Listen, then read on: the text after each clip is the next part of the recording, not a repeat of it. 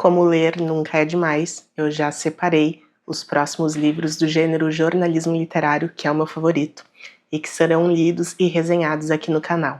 Então, neste vídeo, eu vou apresentar a seleção de obras que muito em breve terão vídeo aqui no Inventário da Leitura. Meu nome é Gessiele Lordes, sou jornalista e aqui nesse canal eu falo de literatura, muitos clássicos, alguns contemporâneos, mas o meu lema é todo jornalismo literário possível. Então, recentemente eu concluí o primeiro ano desse projeto, Jornalismo Literário. Eu já li 10 títulos desse gênero, todos têm resenha aqui no canal, e eu vou deixar a playlist aqui embaixo caso você queira conferir. E com vistas, então, no avanço, desse meu projeto, eu já separei as próximas leituras.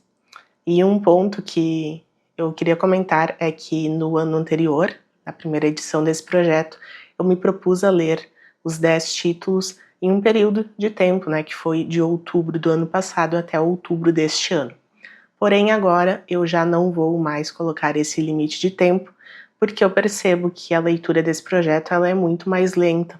Além das leituras paralelas de ficção, que eu gosto de fazer, junto com as leituras de não ficção, os livros desse gênero, do jornalismo literário, eles me exigem um pouco mais porque eu gosto de ir tomando nota, eu gosto de ir pesquisando, então não é uma leitura que segue num ritmo tão acelerado, embora a maioria delas tenha sido muito tranquila, no decorrer do último ano, mas eu não quero me impor esse limite de tempo, então a gente vai ter basicamente temporadas de leituras, Essa próxima temporada, não sei quanto tempo ela vai demandar, eu acredito que vai levar mais de um ano, porque tem algumas obras longas, também tem algumas obras densas, então não vamos nos preocupar com prazos, o que importa é termos boas leituras e principalmente de títulos que não são tão conhecidos. E o primeiro livro que eu quero apresentar aqui nessa seleção é uma das obras que há mais tempo está na minha lista e eu me interesso por esse caso sempre que eu leio alguma coisa referente ao caso do incêndio no Boate Kiss. Porque se vocês recordarem aí das notícias da Boate Kiss, vocês devem lembrar que aquele caso é sempre mencionado junto com um outro caso, que foi o único incêndio mais trágico do que o da Kiss, é o incêndio que aconteceu nos anos 60 em um circo em Niterói. E o livro que fala sobre esse caso é este aqui, O Espetáculo Mais Triste da Terra, do Mauro Ventura. Então é uma obra que também eu não vejo sendo muito divulgada ou, enfim, mencionada em listas de jornalismo literário, mas pelo que eu li sobre esse livro, é um livro-reportagem que vale muito a leitura. E às vezes o pessoal comenta aqui que eu leio muito livro sobre tragédias, mas o jornalismo, querendo ou não, ele se baseia muito nesses acontecimentos trágicos e que muitas vezes a história oficial tenta apagar para ocultar os culpados ou, enfim, por interesses obscuros dos envolvidos, mas o jornalismo ele tem esse objetivo de resgatar e quando no formato de livro ele tem muito mais profundidade. Então eu espero ter uma leitura bastante aprofundada desse caso aqui, um caso, como eu disse, sobre o qual eu só escuto falar nesse contexto do incêndio da Kiss, mas que claramente foi muito impactante para a história do Brasil. Então, é um dos primeiros livros que eu pretendo ler nesta nova temporada de jornalismo literário aqui no canal. E, falando nos anos 60, o próximo livro da minha lista também vai retratar um episódio muito importante dessa época, mas que não se passou no Brasil. Ele se passou nos Estados Unidos, que é esse aqui do Tom Wolfe, Os Eleitos. É um livro que vai falar sobre o começo da corrida espacial, Vocês devem lembrar aí das aulas de história. Existia um grande duelo entre os Estados Unidos e a União Soviética. E os Estados Unidos, quando ele teve o primeiro projeto que enviou uma equipe humana para o espaço, o projeto Mercury, o Tom Wolfe ficou muito interessado em mostrar como aqueles homens que eram pilotos de caça, que nunca tinham tido nenhuma relação com a área espacial, foram movidos a aceitar se envolver nessa missão tão audaciosa. Então é isso que ele vai contar aqui neste livro, pelo que eu li da resenha, e ao que parece é mais um grande título desse autor, que é um dos grandes nomes, se não o maior nome do jornalismo literário. Na última edição desse projeto, a gente teve uma leitura, né, com o Radical Chic e o Novo Jornalismo, que é do Tom Wolfe, foi uma excelente leitura, então isso já me faz criar uma grande expectativa. A próxima leitura também envolve um episódio muito emblemático dessa época, mas que se passou no Brasil. Estou falando da ditadura militar, com este título aqui, Em Nome dos Pais, escrito pelo Matheus Leitão. Bom, esse sobrenome Leitão vocês devem ter associado aí a Miriam Leitão, que é uma jornalista que fala sobre jornalismo econômico na Globo. Ela é bastante conhecida, né? E o Matheus Leitão também é jornalista e ele é filho dela. E aqui ele vai falar sobre a história dos pais dele, né? A Miriam e o marido dela, que agora me fugiu o nome, mas eles tiveram envolvimento ali durante a ditadura, né? Foram vítimas de toda aquela atrocidade que aconteceu e o Matheus Leitão vai resgatar a história dos pais. Então, o que me deixa bastante curiosa acerca dessa história não é tanto o tipo de tortura que foi aplicado aos pais dele, porque disso eu já posso esperar o pior, mas eu quero ver como um jornalista que tem um relacionamento tão pessoal com os entrevistados ou com a fonte, né, do seu livro, se porta ali durante a escrita. Um outro ponto que me faz ter interesse na história da Miriam Leitão é uma lembrança que eu tenho de alguns anos, quando eu li uma matéria em um jornal sobre um episódio que aconteceu com ela durante a ditadura militar. Até então eu não sabia nada sobre a vida dela, eu nunca tinha associado ela à ditadura, mas eu li uma reportagem falando sobre uma situação que aconteceu com ela enquanto ela estava grávida. Ela foi deixada em uma sala escura durante uma noite inteira, de pé, gestante, com uma cobra solta na sala. E eles não fizeram nada ali, naquele momento, contra ela fisicamente, mas esse tipo de tortura, para mim, foi muito marcante ler sobre isso. De tudo que eu já li sobre a ditadura, que na prática envolve atos muito mais violentos, muito mais diretamente violentos, esse é um dos casos que não me sai da cabeça. Às vezes eu tô lá vivendo a minha vida tranquilamente e eu lembro dessa situação. Então isso também me faz ter muito interesse pela história, né, pelo passado desta jornalista. E nessa lista a gente vai ter muitos livros americanos. Como vocês devem saber, o novo jornalismo, o jornalismo literário, ele surge nos Estados Unidos e depois, né, ele vai influenciando outros países. Mas a força, né, a grande potência desse movimento nasce lá, então é natural que a gente tenha muitos nomes vindos dos Estados Unidos. E o caso do próximo título também é de um autor americano, que é esse aqui, Repórter, do Seymour Hersh. Eu não conheço esse jornalista, nunca li nada sobre ele, mas assim que eu vi o lançamento dessa obra, eu acho que faz uns 2 anos que eu tenho esse livro, inclusive ele tá embalado aqui, vocês devem estar vendo o reflexo. Eu fiquei muito interessada, porque eu li sobre esse jornalista. Ao que parece, ele é um jornalista investigativo que teve grande influência em episódios muito importantes e que também influenciaram o mundo inteiro, como o massacre no Vietnã.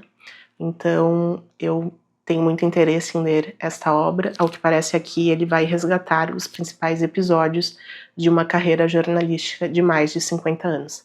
Então, certamente, vamos ter aí muitas lições, né, de um veterano da área. E uma observação para esta foto, né, geralmente capas com fotos de pessoas não são tão bonitas, mas essa aqui é uma imagem, para mim, esplêndida, assim, ela comunica muito bem e casa muito bem com esse título também, né, que é uma palavra só e você bate o olho aqui e já entende tudo que vai ser dito aqui.